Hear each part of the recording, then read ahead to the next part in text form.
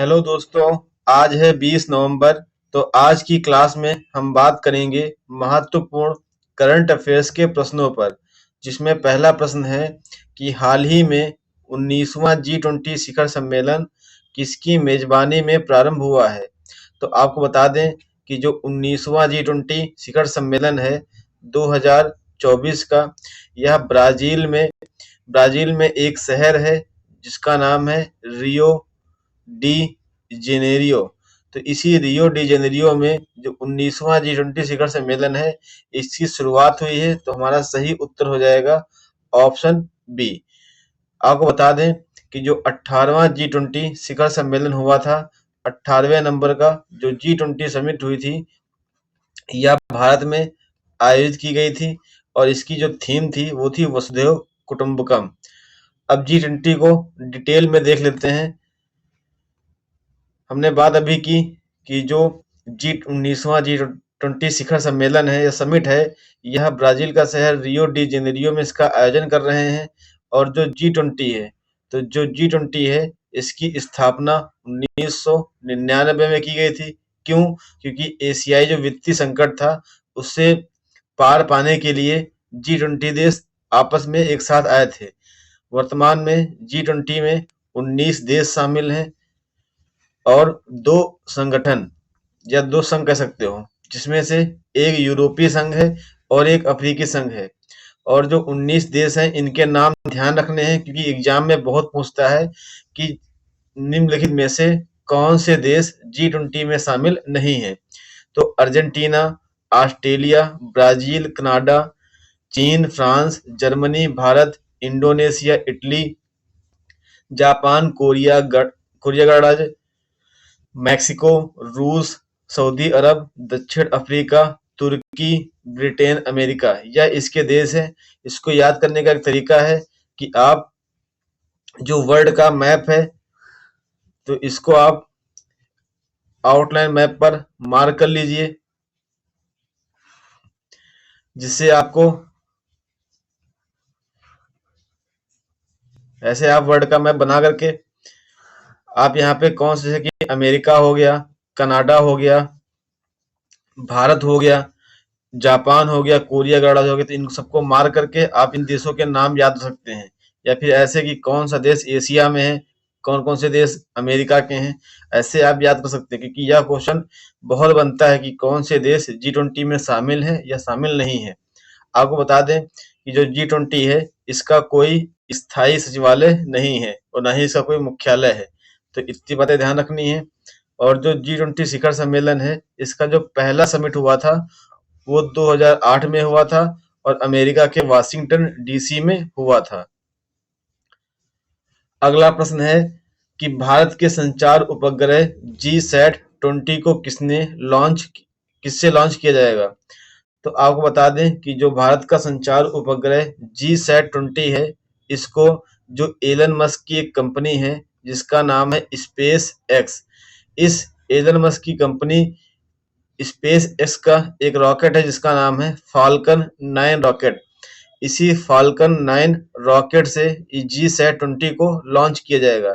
तो भारत ने falcon 9 rocket को क्यों चुना? क्योंकि जो इसकी लॉन्चिंग कैपेसिटी है वो 8300 है और जो ये GSAT-20 है इसका भार जो है 4700 है। तो जिसके कारण इस फाल्कन 9 रॉकेट को चुना गया है। तो हमारा सही उत्तर हो जाएगा ऑप्शन ए। अब इसको डिटेल में देख लेते हैं। जैसा हमने बात की कि जो एलन मस्क की स्पेस एक्स कंपनी है यह भारत की जो संचार उपग्रह GSAT-20 है इसको लॉन्च करेगा। और यह यूएसए में एक स्थान है केप कैनावेरल, तो इस स्थान से इसको लॉन्च किया जाएगा। और जो स्पेस एक्स का फाल्कन 9 रॉकेट है इसके द्वारा इसको लॉन्च किया जाएगा। जो GSAT-20 उपग्रह है इसका वजन 4700 किलोग्राम होने के कारण इसको फाल्कन 9 के द्वारा लॉन्च किया, क्योंकि जो फाल्कन 9 है इसकी कैपेसिटी 8300 किलोग्राम तक के उपग्रहों को लॉन्च करने की क्षमता है। भारत अब तक जो LVM-3 जिसको बाहुबली के नाम से लॉन्च कर मतलब जानते हैं, तो LVM-3 जो है इसकी क्षमता को मतलब सहन नहीं कर पाता, इसके लिए LVM-3 जिसको बाहुबली बोलते हैं के स्थान पर फॉल्कन 9 रॉकेट को चुना गया है। आपको बता दें कि जो ये G-20 उपग्रह है, इसका जो उद्देश्य है, जो दूर दराज के क्षेत्रों के लिए इंटरनेट सहित जो संचार सेवाएं प्रदान करना है, यह इसका उद्देश्य है। तो हमें इतनी बातें ध्यान में रखनी है। अगला प्रश्न है कि हाल ही में टाटा स्टील शतरंज इंडिया ब्लिट्ज प्रतियोगिता का खिताब किसने जीता है? तो आपको बता दें कि विश्व के नंबर 1 खिलाड़ी मैग्नस कार्लसन ने यह खिताब जीता है और यह खिताब इन्होंने विदित गुजराती को जीतकर जीता है, जिससे मैग्नस कार्लसन टाटा स्टील शतरंज इंडिया ब्लिट्ज प्रतियोगिता का खिताब जीता है। वहीं विदित गुजराती इस प्रतियोगिता में दूसरा स्थान हासिल किया है। वहीं अर्जुन एरिगैसी ने तीसरा स्थान हासिल किया है। ये जो मैग्नस कार्लसन है, इन्होंने यह प्रतियोगिता दूसरी बार कोलकाता में जीती है और यह प्रतियोगिता थी, इसका आयोजन कोलकाता में किया गया था। सही उत्तर हो जाएगा हमारा ऑप्शन डी। देख लेते हैं, जो हमने बताया वही है कि कोलकाता में इस प्रतियोगिता का आयोजन किया गया था और जो विश्व के नंबर 1 मैग्नस कार्लसन है, इन्होंने यह खिताब जीता है और विदित गुजराती को हराया है, तो इनका स्थान दूसरा रहेगा क्योंकि ये उप विजेता हैं। और अर्जुन जो एरिगेसी हैं, इनको तीसरा स्थान मिला है और जो प्रज्ञानंद हैं, इनको चौथा स्थान इस प्रतियोगिता में प्राप्त हुआ है।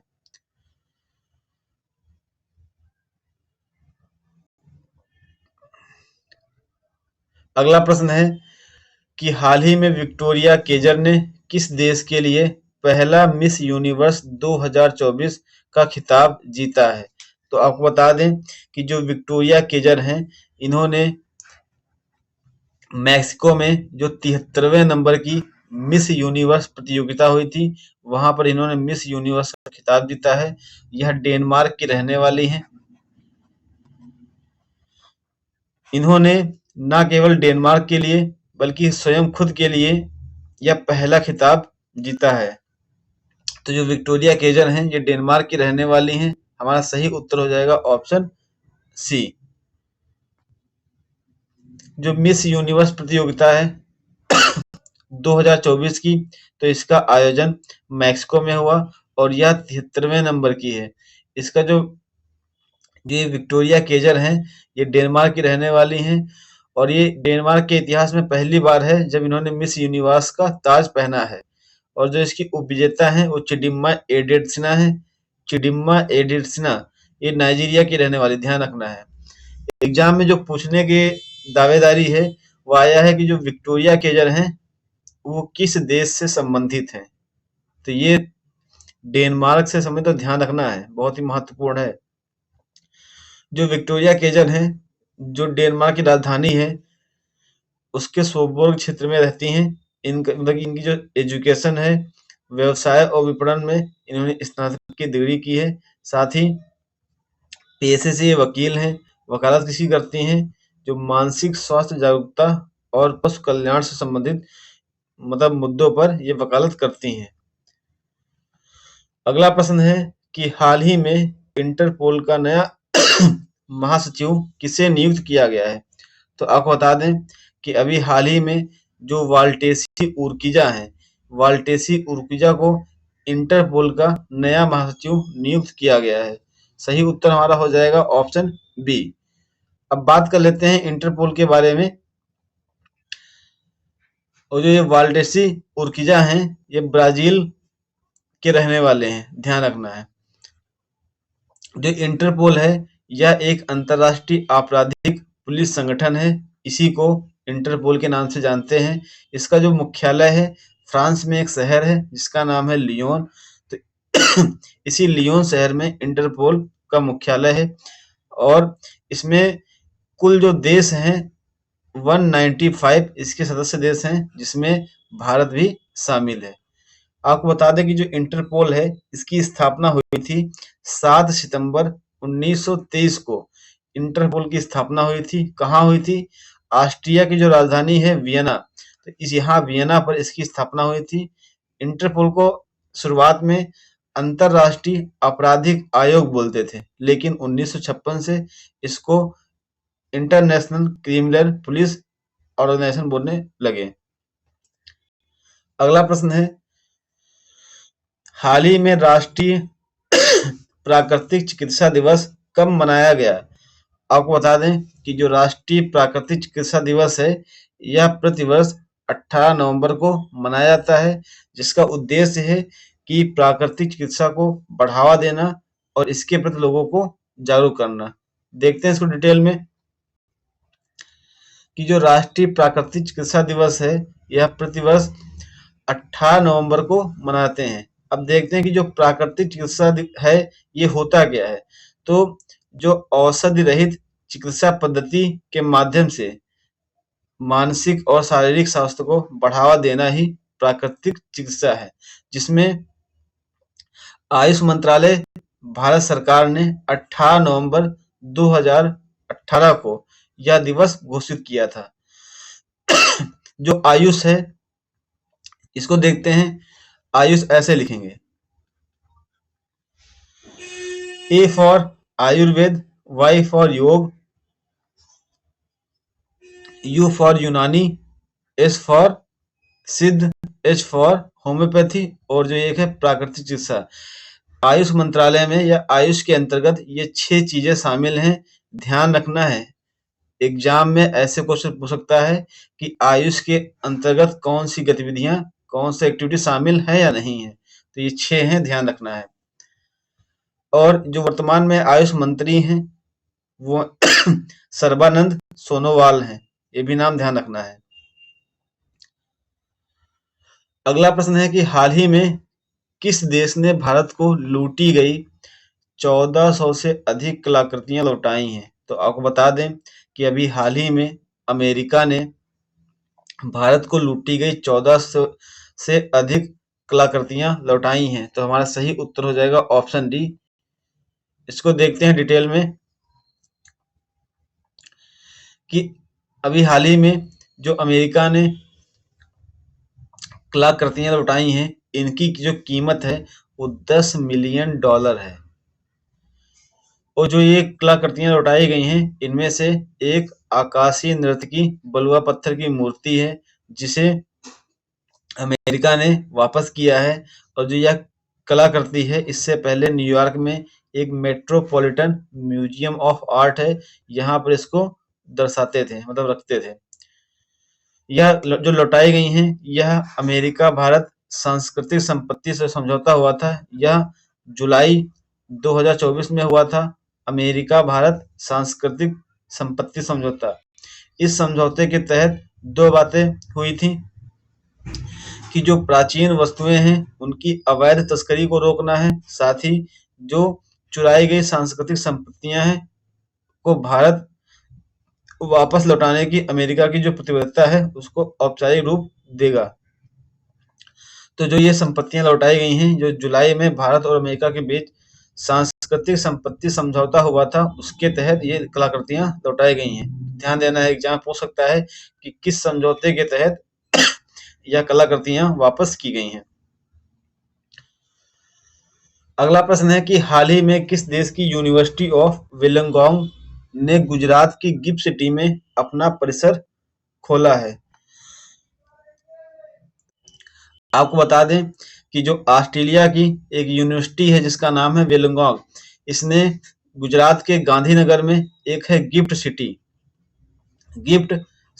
जो गुजरात के गांधीनगर में स्थित है। यहीं पर जो ऑस्ट्रेलिया की यूनिवर्सिटी ऑफ वुलंगडोंग है यहाँ पर अपना एक नया परिसर खोलेगी। आपको बता दें इससे पहले जो ऑस्ट्रेलिया का एक डीकिन विश्वविद्यालय है इसने भी अपना कैंपस यहीं गुजरात के जो गांधीनगर में गिफ्ट सिटी है यहीं पर अपना कैंपस खोला था। तो हमारा सही उत्तर हो जाएगा ऑप्शन ए। जैसे आपको बताया कि गुजरात की गिफ्ट सिटी में यह परिसर खोला जाएगा जो गिफ्ट सिटी है इसका पूरा नाम है Gujarat international finance tech city, इसीलिए बोलते हैं गिफ्ट सिटी। इसमें जो भागीदारी है वो गुजरात का जो अहमदाबाद विश्वविद्यालय है और जो आईआईटी गांधीनगर है, ये इसमें पार्टनर यूनिवर्सिटीज आईआईटीज हैं। और जो जुलाई 2024 में गिफ्ट सिटी में डीकिन यूनिवर्सिटी का कैंपस लॉन्च किया गया था। अगला प्रश्न है,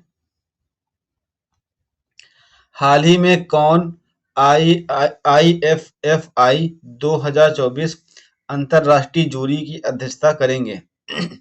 तो जो आशुतोष गोवारिकर हैं यह अंतरराष्ट्रीय जूरी की अध्यक्षता करेंगे। जो आशुतोष गोवारिकर हैं इन्हें अंतरराष्ट्रीय फिल्म महोत्सव 2024 IFFI के अंतरराष्ट्रीय जूरी के अध्यक्ष के रूप में नियुक्त किया गया है। अगला प्रश्न है कि हाल ही में किस देश ने ग्लोबल एनर्जी एफिशिएंसी अलायंस को लॉन्च किया है? आपको बता दें कि अभी वर्तमान में जो COP29 अजरबैजान की राजधानी बाकू में हुआ है, इस सम्मेलन में यूएई ने ग्लोबल एनर्जी एफिशिएंसी अलायंस को लॉन्च किया है, जिसका नाम है वैश्विक ऊर्जा दक्षता गठबंधन भी कहते हैं। तो हमारा सही उत्तर हो जाएगा ऑप्शन डी यूएई। यूएई ने इसको लॉन्च किया है और जो COP29 हुई है उसमें इसको लॉन्च किया है।